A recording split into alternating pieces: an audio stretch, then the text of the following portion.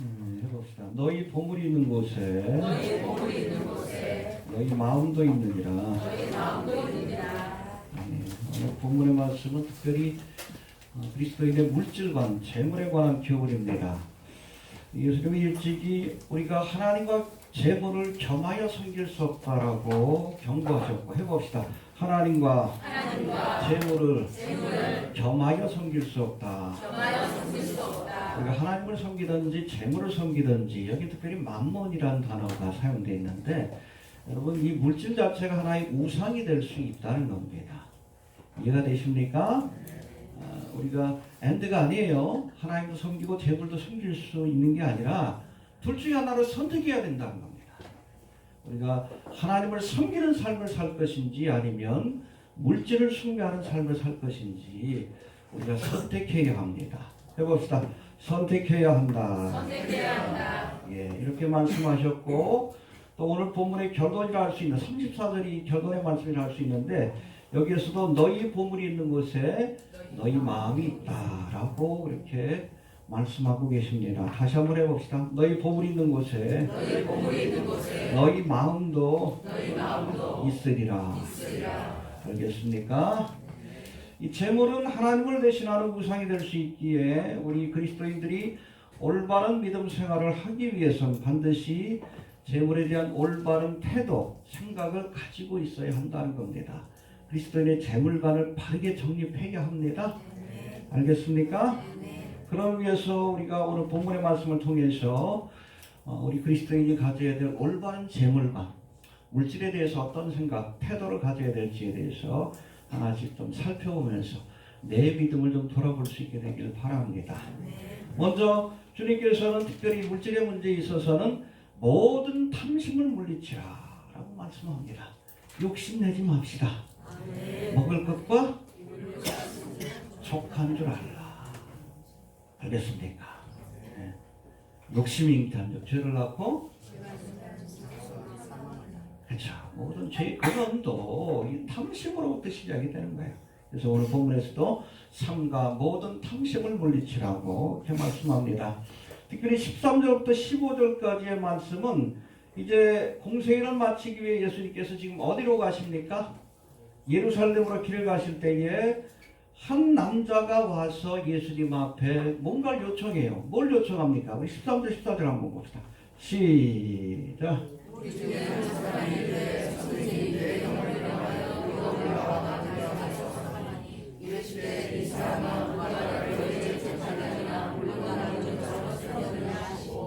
예, 어렵게 예수님 앞에 나왔으면 뭐 하나님의 나라와 의를 설명해 주옵소서. 어떻게 해야 내가 영생을 얻으리까? 이 영적인 문제를 구했으면 좋았을 터인데 그게 아니라 기껏 주님 앞에 나와서 뭘 구해?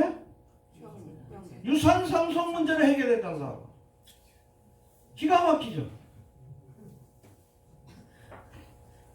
기가 막힙니다. 교회 와서 또 여러분 돈돈하는 사람들이 있어. 이 성전 뜰만 밟는 사람들이요. 사실 여러분 당시 풍습으로는 형제들 사이에 상속의 문제가 걸리게 돼 있으면 이 문제를 가지고 가까운 랍비, 말씀을 가르치는 선생님을 찾아가서 그것을 중재하도록 요청할 수 있습니다. 아마 그런 배경 때문에 예수님 앞에 와서 상속 문제를 해결해 달라고 요구했던 것 같아요. 여러분 이스라엘의 상속법은 간단해요. 모든 형제에게 동일하게 부모의 재산을 나눠주되 장남은 두 몫을 줍니다. 그래서 장자의 복이 귀합니다. 이 장자의 복에는 영적인 축복과 물질적인 축복이 있는데, 물질적인 축복은 아버지의 상속분 가운데 다른 형제들에게 일씩 가면 장자는 2개를 주게 돼 있어요. 그래서 여러분 그 야곱의 그 12아들 가운데 장자의 복을 받는 사람이 누구예요?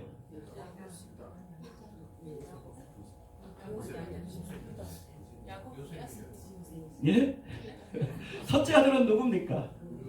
르우벤이에요. 근데 어미의 친서, 야곱의 첩을 빌하를 범한 죄 때문에 이 장자의 복에서 끊기게 돼요. 그래서 이 장자의 실질적인 어떻게 보면은 영적인 축복은 유다 지파에게 넘어갑니다. 그래서 여러분 예수님이 어디에서? 유다 지파에서 나오셨어요. 알겠습니까? 네. 다윗의 자손 예수. 이 다윗이 유다 지파입니다. 할렐루야. 이 영적인 축복을 받는 의미가 있고, 그리고 물질적으로는 2배. 왜냐하면 장남이 해야 할 일이 많으니까 상속의 2배를 받는데, 그 축복은 누구에게 넘어가요? 요셉에게 11번째 아들이. 왜? 7년 기근으로 죽을 수밖에 없는 위기에 처했을 때 실질적인 장자의 역할을 했어요. 가족을 책임지는 게 장자의 역할이잖아. 그러니까 하나님께서는 이 요셉에게, 에브라임과 므낫세에게, 여러분 각기 그 아들들에게 야곱의 12아들들과 똑같이 재산을 상속받을 수 있도록, 그러니까 요셉에게는 2몫을 준 겁니다. 이게 상속법인데, 이것을 어기고 지키지 않았을 때에 누가 중재한다고요? 랍비들이 중재하도록 그렇게 규정하고 있었습니다. 아무튼 성경에 규례된 건 아니지만 그렇게 당시의 풍습으로 이렇게 중재하는 역할을 해왔다고 합니다. 근데 아무튼 예수님 앞에 와가지고 이 상속 문제를 해결해 달라고 하는 것은, 이 사람이 예수님을 그저 하나님의 말씀을 가르치는 랍비 정도로밖에 생각지 않았다는 거예요. 여러분, 우리가 예수님을 어떻게 바라보고 어떤 태도로 주님 앞에 나오는가에 따라 주어지는 은혜가 다르다는 것을 기억할 수 있게 되길 바랍니다. 알겠습니까? 비록 예수님의 공생의 기간 동안이라 할지라도 성자 하나님, 유대인들이 그토록 기다리던 메시아로 오신 예수님을 만난다는 것은 특별한 은혜예요. 엄청난 은혜입니다. 할렐루야. 그렇잖아요. 메시아로 오신 주님을 직접 만나서 주님 앞에 뭔가를 요구할 수 있다는 것. 그렇잖아요. 아마 우리가 문재인 대통령을 만나가지고 뭘 요구할 수 있는 위치에 있다면 특별한 특권을 여길 겁니다. 근데 예수님은 만왕의 왕이셔요. 뭐든지 들어주실 수 있습니다. 그런 예수님 앞에 나와봤으면 뭔가 중요한 것을 좀 요청해야죠. 내가 어떻게 영생을 얻으니까? 어떻게 하나님의 나라를 요구를 얻을 수 있습니까? 그런 질문을 해야 될 터인데 뭐라고 질문했어요? 돈 문제 좀 해결해 주세요.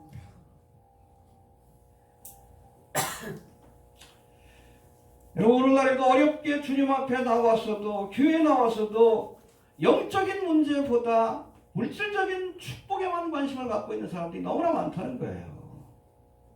여러분, 예수님이 주고자 하는 것은 돈이 아니에요. 영적인 축복을 주길 원하십니다. 소유가 아니라, 물질이 아니라 생명을 주시길 원하셔요. 그걸 주려고 자신의 생명을 주셨잖아. 영생을 주길 원하십니다.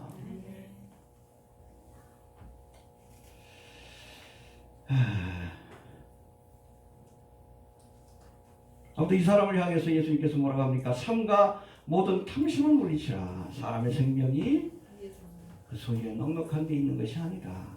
15절 한번 다시 봅시다. 시작. 삼가 모든 탐심을 물리치라. 사람의 생명이 그 소유에 넉넉한 데 예, 더 가지려는 탐심, 물질에 대한 욕심을 버려라. 그리고 정작 우리가 추구해야 될 게 뭡니까? 생명이에요, 생명.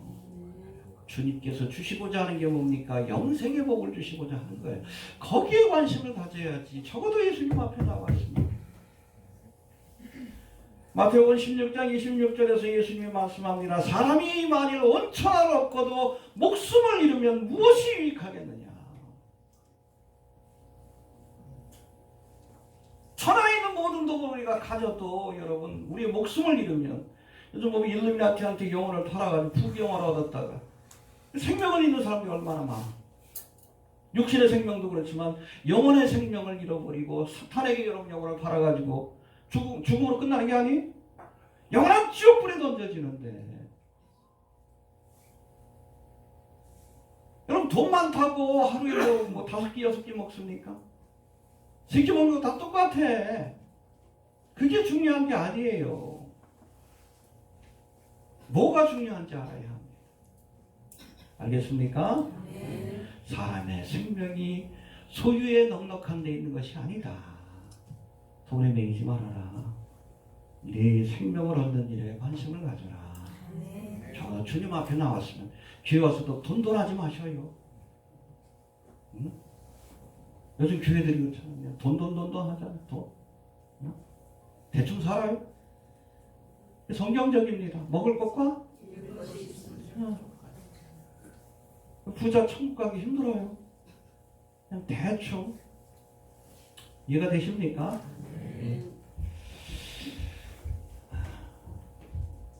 어떤 이 유산 상속 문제를 해결해 달라고 찾아온 이 남자에게 주님께서 삼가 모든 탐심을 물리쳐라, 탐욕을 물리쳐라 해결해 주지 않았어요.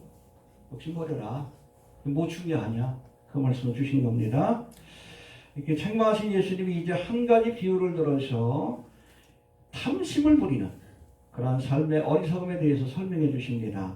16절부터 21절까지에서 한 비유가 나오는데 이 비유의 제목이 어리석은 부자의 비유라고 그렇게 제목이 주어져 있습니다. 해봅시다. 어리석은 부자의 비유. 왜 여기에 등장하는 이 사람을 예수님께서 어리석다라고 말씀하셨는지 이 비유의 말씀을 살펴보도록 합니다. 먼저 이 부자를 예수님께서 어리석다고 한 것은 자기중심적인 삶을 살았기 때문에 그래요. 알겠습니까? 자기밖에 몰라. 트럼프 같아. 응? 기승전 자기 자랑이에요. 자기밖에 몰라. 이 남북 문제도 내가 보기에는 자기 정치적인 일정에 맞춰서 하느냐고 이렇게 좀 하는 것 같아. 자기밖에 몰라. 그러면 안 됩니다. 어리석은 자예요. 이해가 됩니까? 예. 여러분 예수님 말씀하시는 이 어리석은 부자의 비유 여기 보니까 내가라는 단어가 계속 반복이 돼요. 내 곡식, 내 소출, 내 창고, 내 영혼. 내가 했다. 트럼프 같잖아. 근데 17절부터 19절까지 보면 내가 혹은 나의라는 단어가 무려 6번이나 등장합니다. 한번 찾아봅시다. 17절부터 19절까지 시작.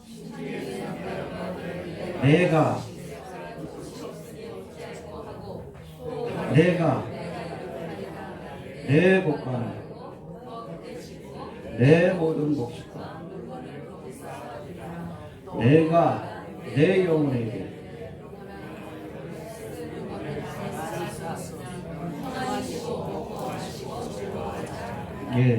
이 부자가 뭐라고 합니까? 곡식도 내꺼, 물건도 내꺼, 창고도 내꺼, 심지어 그의 영혼도 자기 것이다라고 주장을 해요. 아무튼 이런 어리석은 주장할 때에 하늘에 계신 하나님께서 이 부자를 향해서 뭐라고 합니까? 20절 한번 봅시다. 20절 시작.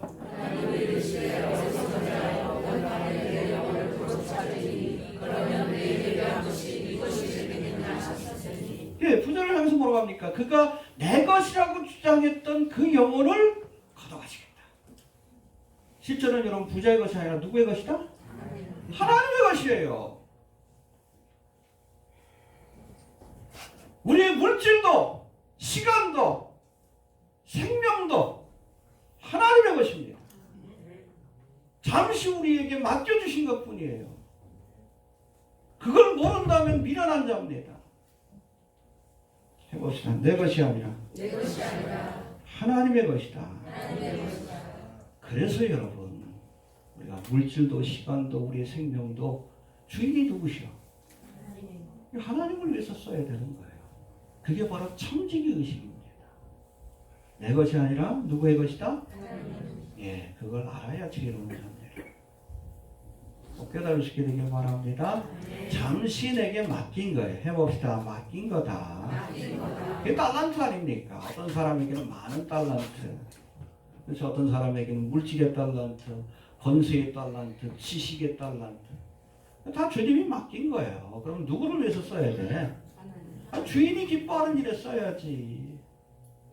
그렇지 않고 이게 뭐 내 손에 있다고 내 거라고 착각을 해. 아니요. 하나님의 것입니다. 분명히 깨달을 수 있게 되기를 바랍니다. 내게 아니에요. 하나님의 것입니다. 재물도 그래요. 내 거 아닙니다. 어떤 사람에게 많은 물질을 주시죠. 왜? 잘 쓰라고. 그 하나님의 뜻에 합당하게 써야지. 안 쓰고 자기 욕심만 채우면 하나님이 걷어가십니다. 이 복이 안 돼요. 잘 쓰라고 맡겨주신 겁니다. 내 것이 아니라 하나님의 것이다. 그걸 아는 것이 지혜입니다.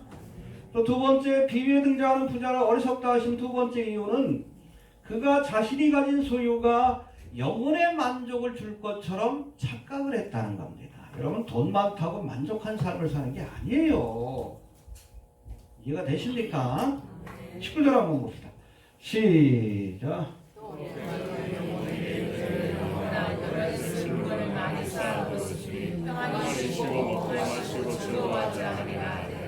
예, 이 부자의 고백인데, 이 고백을 들어보면 내 영혼아 먹고 마시고 즐거워하자. 물질적인 풍요가 영혼의 만족을 줄 것처럼 착각하고 있었다는 겁니다. 근데 여러분, 돈 많은 것하고 행복하고 만족한 삶을 사는 것은 별 차이가 없습니다. 여러분, 상관관계가 없어요. 오히려 여러분, 우리가 좀 가난한 나라라고 하는 방글라데시, 필리핀, 이 사람들의 행복 지수가 우리나라보다 더 높아. 여러분, 우리나라 자살률이 세계에서 1위예요. 우리나라 이미 선진국가 아니에요. 1위. 유럽과 같이 잘 사는 나라일수록 자살률이 높아. 그 중에 제일은 대한민국이에요.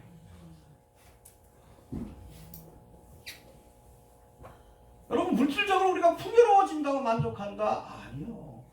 착각이에요. 착각. 별것 없어요. 소금물하고 똑같아. 마시면 마실수록 더 갈증만 느껴지지 만족함이 없어요. 어디에서 만족함이 주어집니까? 지족하는 마음을 가질 때 이 정도는 되었습니다. 솔로몬도 뭐라고 그랬어요? 헛되고, 그렇죠. 세상 사람들이 누릴 수 있는 부귀영화의 정점에 있던 사람이 솔로몬이에요. 근데 그것이 내게 만족을 주지 못했다.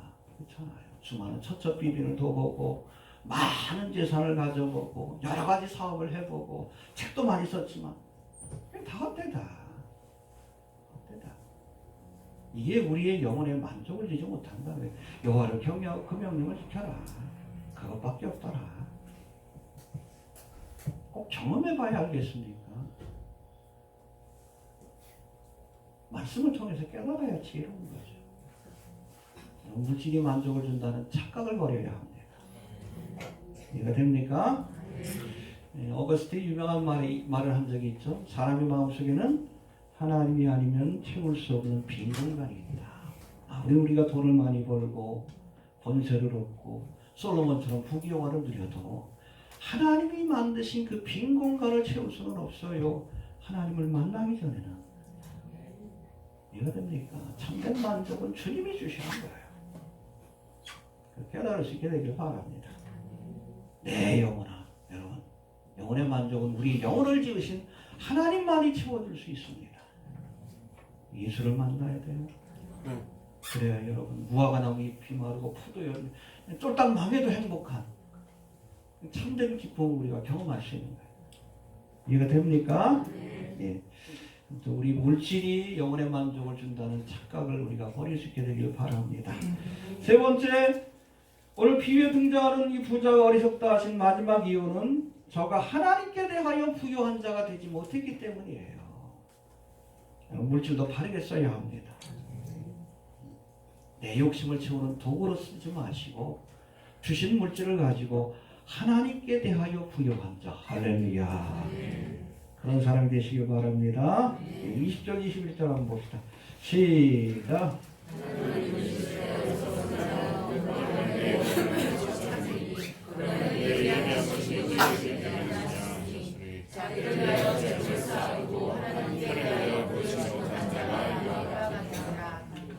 여러분, 자기를 위하여 땅에 쌓아두는 재물은 언젠가 사라져요. 그렇죠? 그 당시에 여러분 가장 값비싼 그런 물질 중에 하나가 옷이요. 지금 흔하지만 옷 하나 만들면 얼마나 힘들어. 다 실을 해가지고 배틀질 해가지고 다 이렇게 해가지고 생각만 해도 골치 아프지. 가난한 사람들은 옷 한 벌을 가지고 자자손손이 그 물려줬잖아. 집다음으로 비싼 게 옷이요. 근데 이 옷에는 좀이 슬게끔 돼 있어요. 귀한 옷.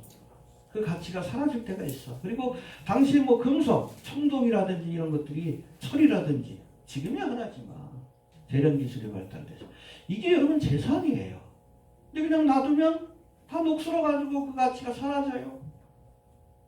그렇지 않다 할지라도 여러분 갑자기 도적이 와서 그것을 가져갈 수가 있어요. 이 땅에 재물을 쌓는 것이 이렇게 어리석은 것이다라는 겁니다. 그리고 아무리 여러분 많은 재물을 쌓아놔도 하나님이 우리의 생명을 걷어가시면 뭐요 그거? 다른 사람한테 넘어가는 거다. 그러니까 여러분 우리가 이 땅에다 재물을 쌓으려고 하지 마시고 점과 동력이 없는 하늘의 보화에 우리가 재물을 쌓아둘 수 있어야 합니다. 해봅시다. 하나님의 창고에 보물로 쌓아두자. 어떻게 하는 거예요? 뭐 뒤에 다시 설명하겠지만 하나님이 기뻐하시는 일을 하면 돼요. 너희는 먼저 주신 재물을 가지고 하나님이 기뻐하실 만한 일, 구제하는 일, 사랑을 베푸는 일, 또 교회를 개척하고 선교하는 일. 여러분 그렇게 쓴 물질은 다 천국 창고에 쌓여 있습니다. 낡아지지 않는 지갑이라고 표현하잖아요. 응? 이건 사라지지 않습니다. 지혜로운 자, 하나님께 대하여 지혜로운 부유한 자가 될 수 있기를 바랍니다. 해봅시다. 하나님께 대하여 부유한 자가 되자. 알겠습니까? 이게 지혜예요. 주신 것을 가지고 하나님께 대하여 부유한 자가 될 수 있는 지혜로운 자가 되시길 바랍니다. 이렇게 어리석은 부자에 대한 비유에 이어서 예수님께서는 특별히 우리 그리스도인들, 예수님의 제자들을 향해서 하나님의 자녀들은 물질의 문제로 인해서 염려하지 말아라. 왜? 하나님이 책임져 주시니까. 믿습니까? 해봅시다. 염려하지 말아라. 예, 첫 번째는 탐심을 내지 마라. 또 두 번째는 물질의 문제에 있어서 무엇을 먹을까, 무엇을 마실까 걱정하지 말아라. 왜? 하나님이 책임져 주실 것이다. 알겠습니까? 광야 40년 동안에도 만나로 먹여주셨듯이 우리가 이 광야 같은 세상을 지나는 동안 하나님께서 필요한 것들을 책임져 주실 것이니 염려하지 말아라. 해봅시다. 염려하지 말아라. 예, 염려하지 말고 책임져 주시는 하나님을 믿어야 한다. 믿을 수 있게 되길 바랍니다. 예, 다음 구체적으로 염려하지 말라는 말씀의 의미 조금 더 좀 살펴봅시다. 22절 23절 봅시다. 시작.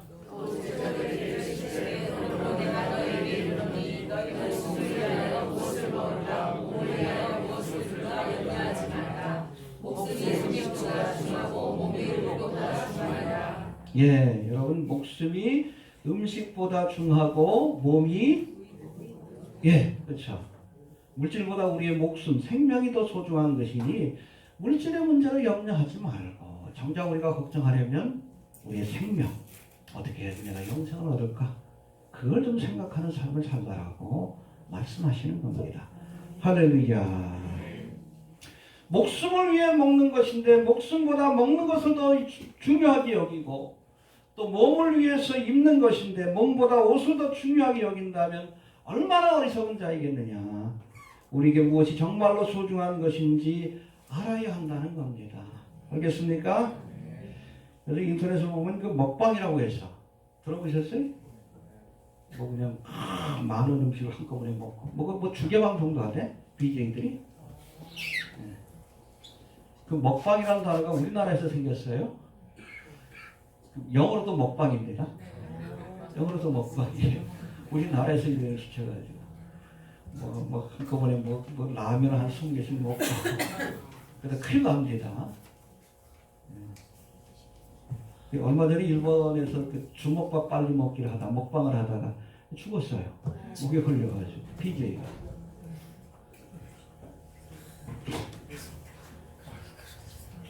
이 뭐예요? 목숨을 위해서 먹는 음식입니다. 근데 목숨을 위해서 먹는 음식을 목숨 걸고 먹다가 목숨을 잃은 거예요. 얼마나 미련해. 살자고 먹은 음식을 먹고 죽은 거예요. 미련한 겁니다. 뭐가 중요한지 알아야 돼. 여러분 목숨이 음식보다 중하고 몸이 의복보다 중하고 이 여자들 보면 신발도 몸을 위해서 신어야 되는데 하이에요.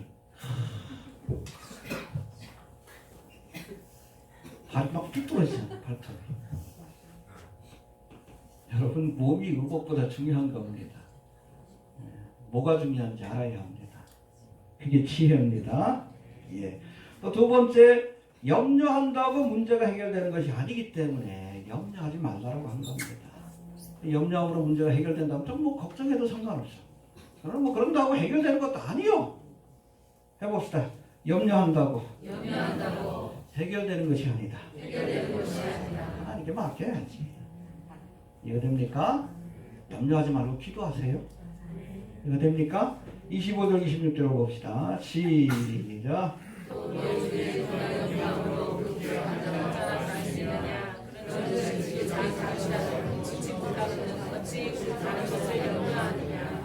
예, 그렇죠. 키가 작은데 염려한다. 그 키가 뭐 한 자나 더 갈 수 있겠느냐. 한 30cm 큰다면 염려할 만하지. 근데 오히려 걱정하는 사람은 키가 안 큽니다. 같은 쌍둥이라도 그래요. 유전적인 요소가 똑같아도 매일같이 그냥 염려하고 신경 쓰고 예민하고 그런 애들은 키가 안 커. 염려하지 않아요. 오히려 키가 큽니다. 해봅시다. 염려는 문제를 해결하지 못한다. 전에도 한번 소개한 적이 있는 것 같은데 한 연구기관에서 조사를 했는데 사람들이 일상생활에서 염려하는 것 중에 절대로 일어나지 않을 사건이 40%래요. 쓸데없는 걱정입니다. 그리고 별로 신경 쓸 일이 아닌 작은 일, 작은 일에 대한 염려가 한 22% 정도 된다고 합니다. 그리고 아무리 염려해도 바꿀 수 없는, 어차피 일어날 일, 그런 것들이 한 4% 정도고 또 이미 일어난 일에 대한 염려가 30%라고 합니다. 뭐 지난 건 지난 거지. 고온이지 고온이에요. 쓸데없는 염려한다고. 이것을 뺀 4% 정도만 바꿀 수 있는 일에 대한 염려라고 합니다. 그러니까 한 96%는 쓸데없는 염려예요. 이 염려하다가 결국엔 정신병이 생기는 거예요. 공황장애가 생기고 미련한 겁니다. 염려하지 말라고 하십니다. 건강을 위해서도. 이해가 됩니까? 그래서 우리가 우리의 힘으로 해결하기 힘든 어려운 문제를 만났을 때 무엇을 해야 합니까? 염려하지 말고 기도하라. 하나님을 믿어라. 책임져 주실 줄 믿어야 한다. 특별히 하나님의 자녀들. 천국께서, 아버지께서, 아버지라는 말씀이 나오잖아요. 너희 아버지께서. 봅시다. 24절 봅시다. 시작.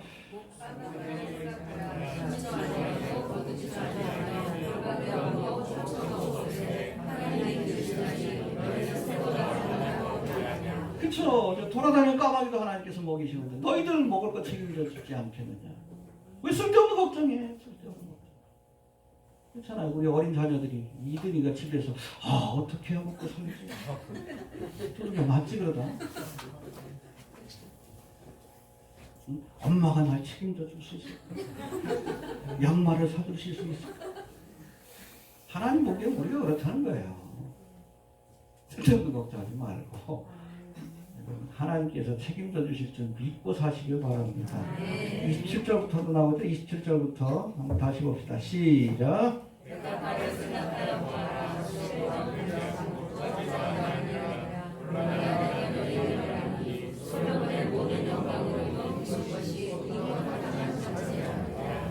할렐루야. 그렇죠. 먹을 거 걱정하지 마라. 입을 것도 걱정하지 마라. 너 드레핀 백합 한번 봐라. 야, 솔로몬도 저만한 옷을 못 입었다. 어느 입다 사라지는. 그런 등풀도 하나님께서 저렇게 귀히 입혀주시는데 왜 쓸데없는 걱정하냐. 하나님께 맡길 수 있게 되기를 바랍니다. 그리고 결론적인 말씀이 30절인데 30절 한번 봅시다. 시작.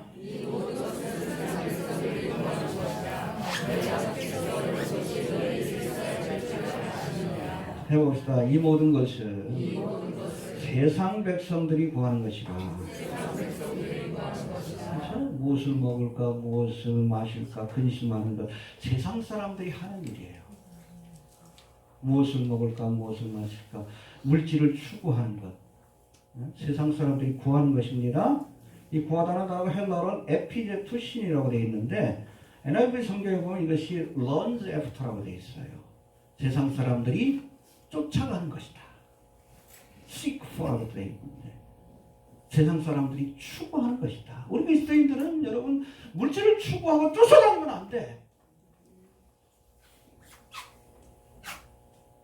하나님의 나라와 의를 구해야죠. 알겠습니까?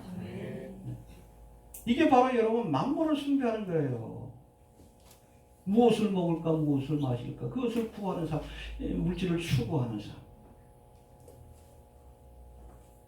그럼 재물이라는 것을 우리를 쫓아오게 해야 돼요. 알겠습니까? 우리가 태양을 쫓아가면 그렇잖아요. 그림자가 쫓아오듯이 하나님을 따라가면 필요하면 물질도 주시고 권세도 주시는 거예요. 안 주셔도 상관없고. 근데 우리가 여러분 뭐 세상의 권세와 물질, 부귀영화를 쫓아가, 그림자를 쫓아가. 그럴수록 태양으로부터 하나님으로부터 멀어지는 거예요. runs after. 우리가 뭘 쫓아다닐 것인가? 이 땅에서 지금까지는 우리가 세상의 부귀영화를 추구하는 삶을 살았다면 이게 회개예요. 하나님의 나라와 의를 추구하는 삶으로 바뀌는 거예요. 이게 그리스도인이에요. 이게 안 됐으면 여러분 구원 못 받은 거예요. 회개 안 한 겁니다. 회개는 입술로만 하는 게 아니에요. 삶의 방향을 바꾸는 거예요. 지금까지는 무엇을 먹을까 무엇을 마실까 세상 것을 추구했다면 쫓아다녔다면 이제는 예수를 쫓아다녀요. 하나님의 나라와 의를 구해야죠. 그래야 구원받은 사람입니다. 그럴 수 있게 되길 바랍니다. 네. 그래서 결론적으로 이 말씀에 31절 32절 시작.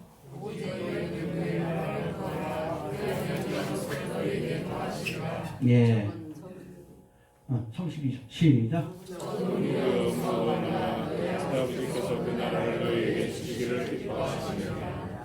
예, 너희는 그의 나라와 그의 의를 구하라. 그렇죠? 우리가 태양을 쫓아가면 필요한 것들은 채워주시는 거예요. 됐습니까? 우리가 기도할 때도 지혜롭게 기도해야 합니다. 하나님이 기뻐하시는 기도를 하면 구하지 않은 것도 주셔요. 솔로몬이 그랬잖아요. 왕이 된 뒤에 기브온 산당에서 1,000번제를 드리며 하나님을 가까이 했더니 하나님이 나타나셨어요. 무엇을 줄고 뭘 구합니까? 지혜롭게 구했어요. 지혜를 구했습니다. 왜? 나는 아직 어린데 이스라엘 백성들을 다스리고 또 그 당시 왕은 재판을 해야 될 책임이 있거든요. 어떻게 재판할지 나는 잘 모릅니다. 하나님의 사역을 좀 잘 감당할 수 있도록 지혜를 주옵소서. 할렐루야. 그 기도가 하나님의 마음에 맞았다 그랬어요.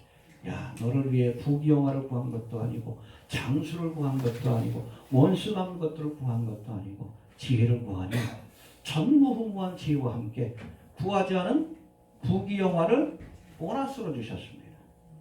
할렐루야. 그게 바로 솔로몬의 영광. 세상과 비교할 수 없는.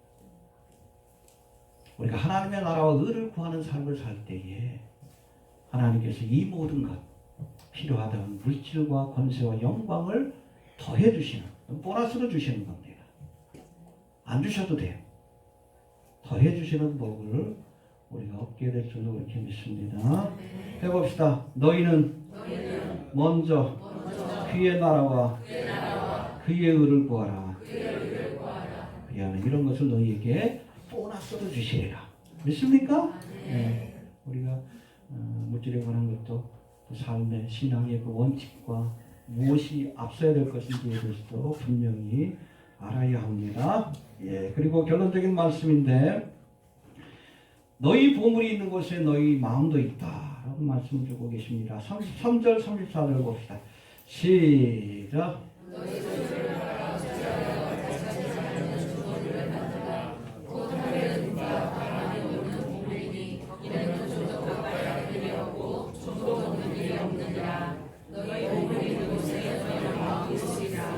예, 이 말씀은 13절부터 시작된 물질에 대한 교훈의 결론이라고 할 수 있는데 헛된 물질을 추구하는 삶이 아니라 하나님의 나라와 의를 구하는 삶을 살면 또 여기서 한 걸음 더 나가 하나님께서 주신 물질을 가지고 하늘에 부활을 쌓아두는 지혜로운 자가 될 때에 하나님께서 그 삶을 축복해 주실 것이다 라고 말씀합니다. 해봅시다. 하늘에 부활을 쌓아두자. 그렇죠? 구체적으로는 가난한 자들을 구제하고 주님이 기뻐하시는 일을 우리가 행할 때에 낡아지지 않는 주머니, 그렇죠? 천국의 영원한 보화로 그렇게 쌓이게 될 것이다. 할렐루야. 믿습니까? 우리가 구원받는다고 다 여러분 구원의 저게 상급이 같은 게 아니에요. 우리가 이제 휴거되고 나면 하나님의 심판대 앞에 섭니다. 근데 이건 천국 간의 지옥 간의 심판이 아니에요. 상급을 결정하기 위한 심판이 주어지게 될 거예요. 충성된 자에게는 멸관을 주실 것이고, 그렇지 못한 자에게 구원받되 부끄러운 구원도 있을 것이다 라고 말씀합니다. 우리 주신 물질을 가지고든 청지기와 같이 하나님이 기뻐하시는 일에 잘 쓰면 하나님께서 귀한 것으로 상급으로 갚아주실 줄로 이렇게 믿으시길 바랍니다. 예, 그리고 마지막으로는 너희 보물이 있는 곳에 너희 마음도 있다. 할렐루야. 너무나 중요한 말씀입니다. 해봅시다. 너희 보물이 있는 곳에는 너희 마음도 있으리라. 제가 예언하는데 여러분 전 재산 팔아가지고 비트코인에 한번 투자해보세요. 매일같이 아마 그 비트코인 시세를 볼 거예요. 왜? 마음이 거기가 있어요. 주식에 투자를 해보십시오. 재산을 다 팔아가지고 매일같이 주가를 보게 될 거예요. 마음이 거기가 있습니다. 뭐 다른 의미에서 보면 우리가 어떤 사람이 뭐 어디에다 돈을 쓰는가를 보면 그 사람의 마음이 어디에 있는지를 알 수 있어요. 부모들은 자식 교육하는데 돈을 많이 씁니다. 왜? 자녀에게 마음이 있으니까. 사랑하니까. 그렇죠? 하나님을 사랑하면 하나님의 나라를 위해서 물질을 많이 사용하는 데 있습니다. 그럼 데이트할 때는 뭐 누구에게? 데이트 비용에 돈이 많이 들어가게 돼 있죠. 사랑하니까. 어디 뭐 조사를 해봤더니 그래요. 데이트하는 남녀 조사를 해봤더니 남자가 데이트할 때 제일 많이 쓰는 돈이 뭡니까? 우리 그 애인이 여자의 옷을 사주는 데 가장 돈을 많이 쓴대요. 첫 번째. 근데 데이트하는 여자가 어디에다 가장 돈을 많이 쓸까요? 그렇다면? 자기 옷 사는데.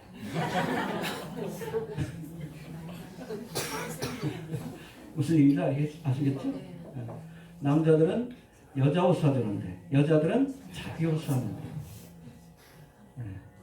마음이 딱 반대가 있는 거예요. 같이 데이트해도. 아무튼 재물이 있는 곳에 마음이 있다 하십니다. 우리가 하나님을 위해서 재물을 쌓아두면 우리의 마음이 거기 가 있게 돼 있어요. 이해가 되십니까? 그렇게 하지 말라고 해도 가 있습니다. 집안에 한 1억짜리 여러분 황금덩어리가 있다고 생각해봐. 매일 신경 쓰이지. 혹시 또 도둑이 들지 않을까? 천국에다 보아서 하다고 매일같이 하나님의 나라를 생각하지. 그런 사람들이 좀 될 수 있길 바랍니다. 해봅시다. 너희 보물이 있는 곳에 너희 마음도 있으리라. 예, 정리합니다. 예수님 앞에 나왔으면 우리가 물질적인 것이 아니라 영적인 것을 구해야 돼요. 상속 문제, 왜 재산 문제 가지고 주님 앞에 나와. 돈돈돈돈거립니다. 영적인 문제를 우리가 구해야 돼요.